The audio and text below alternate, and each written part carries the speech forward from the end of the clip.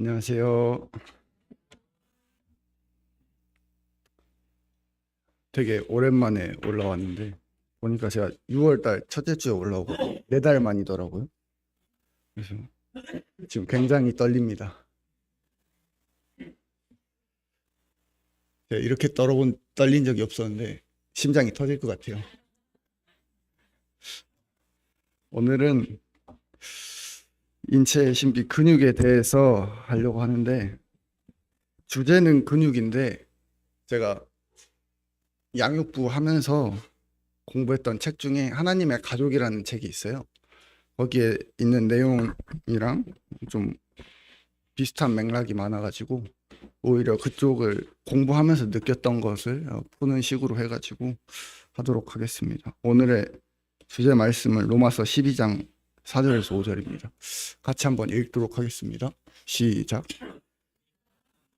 지체를 가졌으나 모든 지체가 같은 기능을 가진 것이 아니니 이와 같이 우리 많은 사람이 그리스도 안에서 한 몸이 되어 서로 지체가 되었느니라. 아까 진영이가 맨 앞에 나와서 들어주겠다 했는데 맨 뒤에 있네요. 저희 근육의 가장 기본적인 구조입니다. 근육은 이렇게 작은 근 섬유가 하나가 여러 개가 이렇게 결합 조직에 의해서 뭉쳐져서 기본적인 근 섬유를 이루게 되고요. 이러한 근 섬유들이 여러 개가 모여서 저희가 아는 큰 근육들이 되게 됩니다. 저희의 몸은 이렇게 근육들이 여러 개가 뭉쳐져 있는데요. 이러한 근육들은 저희 몸에 총 몇 개가 있는지 혹시 아시는 분 계실까요? 저희 몸에 이런 눈에 보이는 큰 근육들은 대략 600에서 700개 정도로 나눌 수 있다고 하는데 저희의 몸에 있는 근육은 형태와 기능에 따라서 3가지의 종류로 또 나눌 수 있다고 합니다. 첫 번째로는 뼈대근입니다. 뼈대근은 말 그대로 뼈에 붙어 있는 근육이고요. 주로 뼈에 부착돼서 신체의 운동이나 자세 유지를 하고 체중 지지에 중요한 역할을 한다고 합니다. 이렇게 무늬가 있는 것이 저희가 의식적으로 수축을 시켜서 원하는 움직임을 만들어낼 수 있도록 해주는 역할을 합니다. 이러한 뼈대근들은 장시간 사용할 때 피로를 쉽게 느낀다고 합니다. 두 번째는 심장근인데요. 심장 한번 했었는데 심장에도 아까 뼈대근처럼 이렇게 줄무늬가 다 나 있는데 심장은 특수하게 저희가 원하는 대로 움직이지는 못하고요. 자기가 알아서 수축과 이완을 통해서 온몸에 피를 보내주는 역할을 하고 있습니다. 지속적으로 계속해서 활동해야 되기 때문에 피로에 매우 강한 근육이라고 볼 수 있습니다. 그리고 세 번째는 민문이근인데요. 이거는 이제 저희 장기나 세포, 혈관 벽에 구성되어 있는 근육인데 이 친구들은 피로를 전혀 느끼지 않고 계속해서 수축을 하기 때문에 혈관에 있는 피나 장기 안에 있는 내용물들을 움직일 수 있도록 도와주는 근육입니다. 이렇게 근육마저도 위치에 맞게 또 필요에 맞게 주님께서 알맞은 구조와 기능을 주셔가지고 제 역할을 할 때 사람의 신체가 다양한 활동을 가능하게 하는 것을 볼 때 교회에서도 각각의 은사를 주님께서 주셨고 위치에 맞고 필요에 맞는 은사를 주셔서 그 모든 은사를 활용할 때 교회가 다양한 활동을 할 수 있겠다라는 생각을 해보게 되었습니다. 두 번째는 이제 근육의 신호 전달 경로인데요. 이거는 제가 조금 설명을 하려다가 너무 어려워서 몇 개는 빼고 간단하게 설명해 드리도록 하겠습니다. 먼저 제 앞에 이렇게 마이크가 있는데요.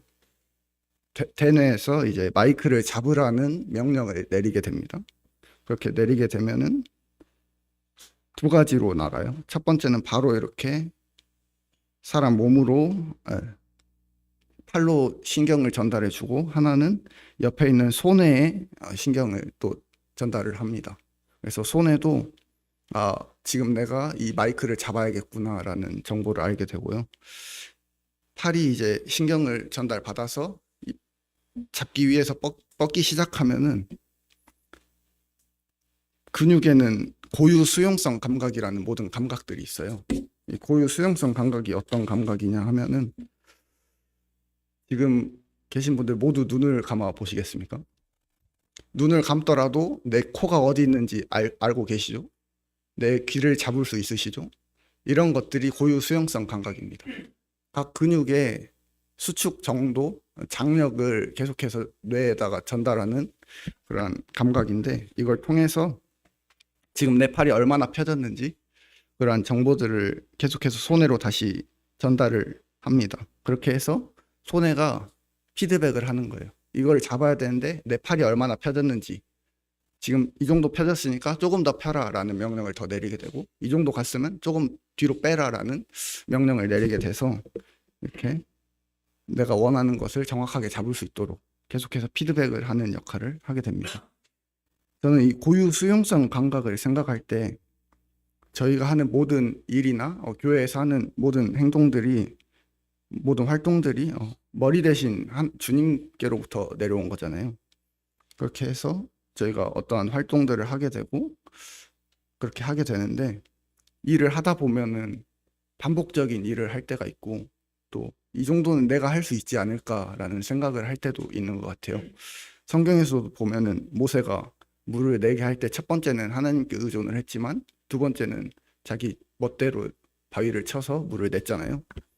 그것처럼 저희도 하다 보면은 주님께 묻지 않고 내가 무엇을 하고 있는지 주님께 알리지 않고 내 생각대로 내가 하고 싶은 대로 내가 생각에 좋은 대로 이렇게 하게 될 때가 많은데 신체는 그러지 않고 있더라고요. 이 고유 수용성 감각이란 게 저희가 인식하지 않더라도 계속해서 뇌에 정보를 전달하고 있거든요. 그렇기 때문에 저희도 모든 일을 할 때 주님께 제가 지금 무엇을 하고 있는지 얼만큼 하고 있는지 제가 혹시 더 가도 되는지 아니면 멈춰야 하는지에 대한 꾸준한 소통이 주님과 있어야겠다라는 생각을 하게 되었습니다. 다음은 근육의 상호 보완성에 대해서 얘기하려고 합니다.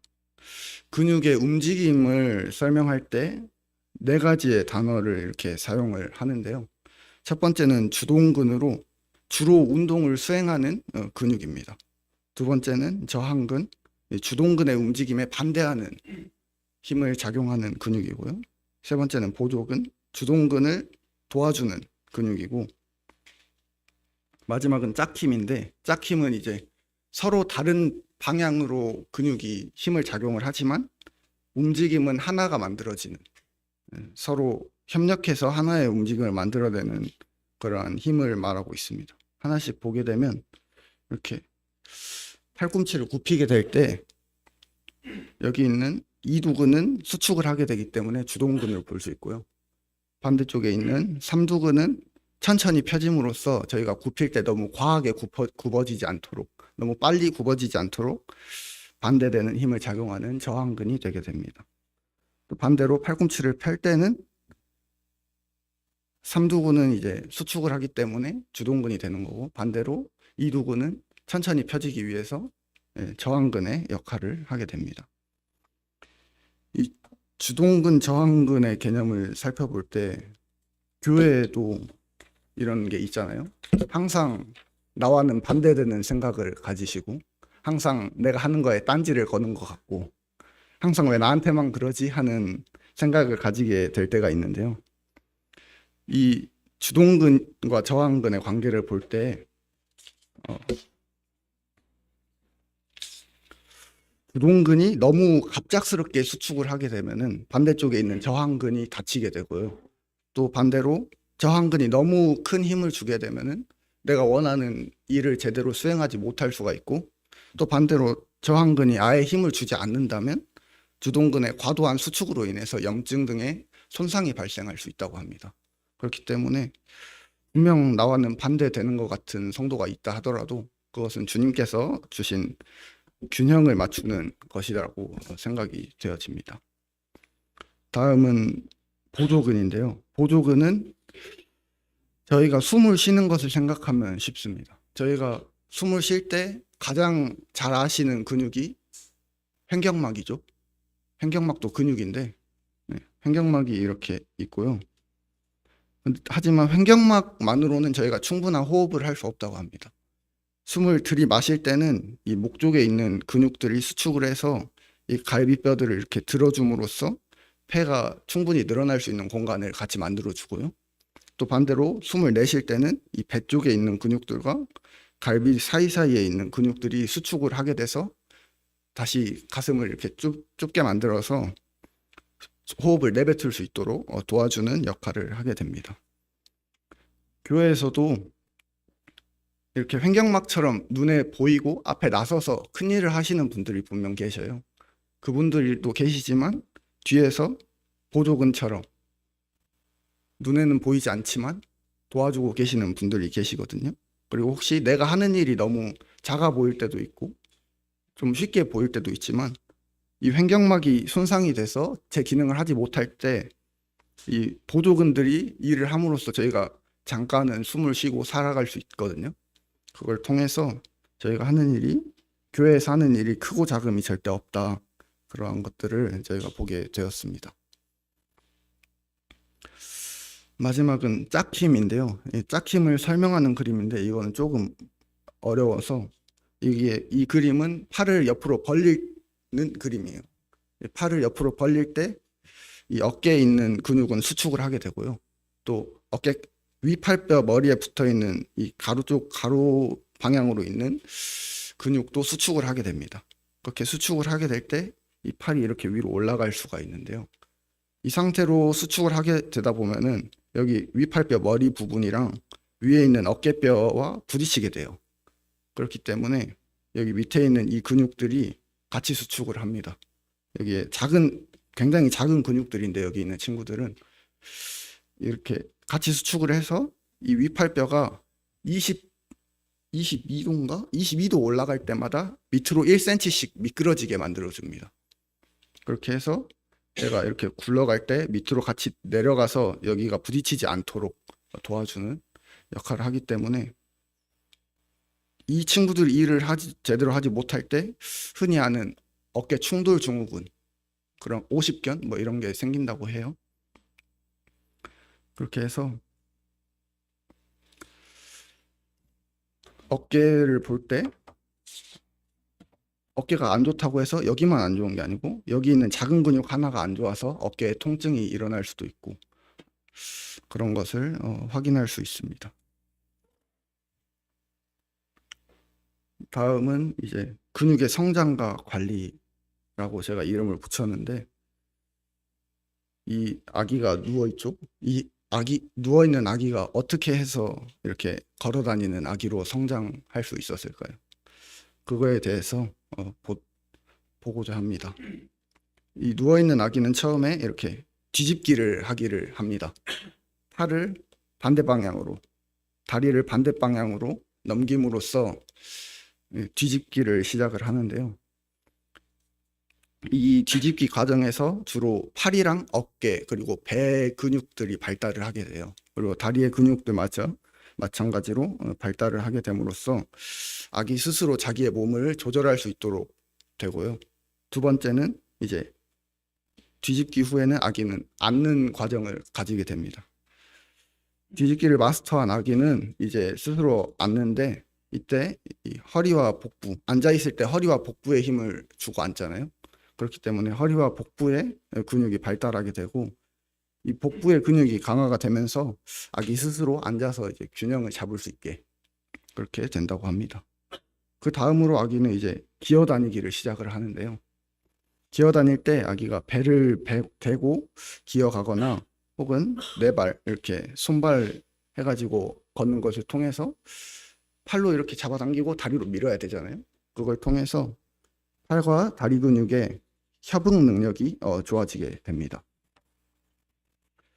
아기가 이제 이렇게 기어가다가 앞에 보이는 이제 가구를 보고 물건을 보고 잡고 일어나게 되죠.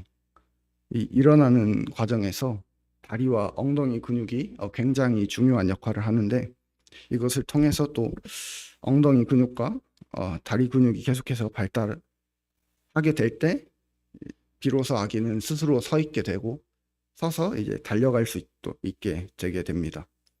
이렇게 아기의 근육의 성장도 있고요. 이렇게 성장한 저희가 이렇게 성장을 했어요. 다 누워 있다가 뒤집었다가 앉았다가 딛고 일어났다가 몇 번 넘어지고 뒹굴고 하다가 이렇게 걸을 수 있게 되었거든요.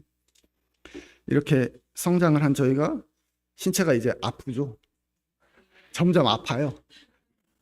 잘 발달했는데 아프게 돼요. 그 과정 중에 하나를 제가 가져왔는데, 이런 자세를 굉장히 많이 할 겁니다. 모두 그냥 책상에 앉아서 이런 자세를 많이 할 건데, 이런 자세가 아니더라도 그냥 소파에 누워서 핸드폰을 보고 TV를 보거나 침대에 누워서 핸드폰을 하거나 하는 자세를 했을 때 알아서 편안한 자세를 찾잖아요. 그 편안한 자세라는 것은 근육의 긴장이 최소화되는, 근육이 힘을 안 쓰는 자세거든요. 그렇게 될 때 근육은 힘을 안 쓰면 계속해서 약화가 돼요. 저희가 이 편하다고 이 자세를 계속하게 되면은 어떤 문제가 발생을 하냐면, 옆에 이제 있는데 이쪽에 허벅지 근육을 전혀 사용을 하지 않거든요. 그렇게 되면은 이 허벅지의 근육이 약화가 돼요. 저희 허벅지 근육은 이 골반의 균형을 잡아주는 아주 중요한 역할을 하고 있는데, 이게 약화가 되면은 골반이 이쪽으로 돌아가게 됩니다. 골반이 이렇게 돌아가게 되면은 이쪽 허리 근육이 단축이 돼서 강화가 오히려 너무 단축이 돼가지고 척추가 뒤로 휘어지게 되고요. 이렇게 골반이 앞으로 갔을 때 균형을 맞추기 위해서 사람은 자연스럽게 등을 뒤로 빼요. 하이힐을 신으면은 이렇게 갔다가 이렇게 뒤로 빼거든요. 앞으로 넘어지니까. 그런 원리랑 비슷한데, 이렇게 뒤로 빼고, 뒤로 뺐으면은 또 시선을 처리하기 위해서 목을 이렇게 앞으로 뺀단 말이에요.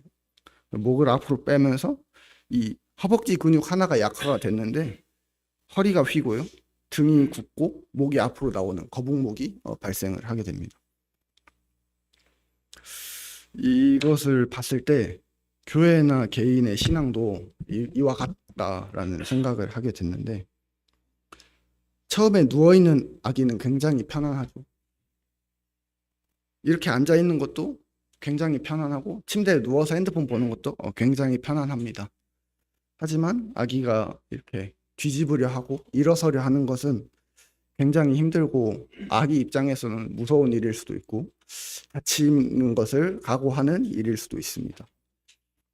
그런데 신앙에서도 저희가 침대에 누워있는 것처럼 나는 지금 평안하다, 나는 편하다라고 생각하게 되는 것이 저는 가장 무서운 상태이다라는 것을 최근에 알게 됐거든요.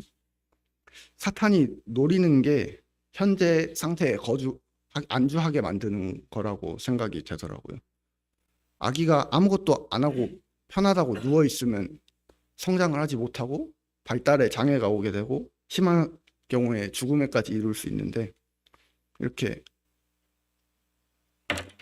계속해서 쉬고 있을 때 편안하다고 나는 지금 편하니까 모든 것을 놓아버리고 지금 눈에 보이는 거 하고 있으니까 이 정도면 됐지라고 생각하는 것이, 제가 만약에 넙다리 두 갈래근 이 역할을 교회에서 하고 있다라고 생각을 한다면 몸으로 봤을 때 저 하나가 이렇게 놓게 됐을 때 교회 전체가 결국엔 무너지게 되는 거거든요. 그렇게 사탄이 개인 하나를 무너뜨리기 위해서 너는 지금 잘하고 있다, 너는 충분히 하고 있다라고 계속해서 속삭이는 것 같은 생각을 하게 되었습니다. 그렇기 때문에 저희의 신앙은 계속해서 도전해야 하고요. 쉬는 것, 평안한 것이 신앙생활이 아니다라는 생각을 하게 됐고, 또 나 혼자서 너무 잘해도 안 되겠다. 사람 몸을 봤을 때 한 근육만 크다고 해서 아름다운 건 아니잖아요. 옆에 있는 근육들과 적당한 조화를 이루어야 아름다운 몸이다라고 볼 수 있는 것처럼, 신앙생활은 나 개인도 분명 잘해야 하지만 옆에 있는 모든 성도들과 함께 성장해 나가야겠다.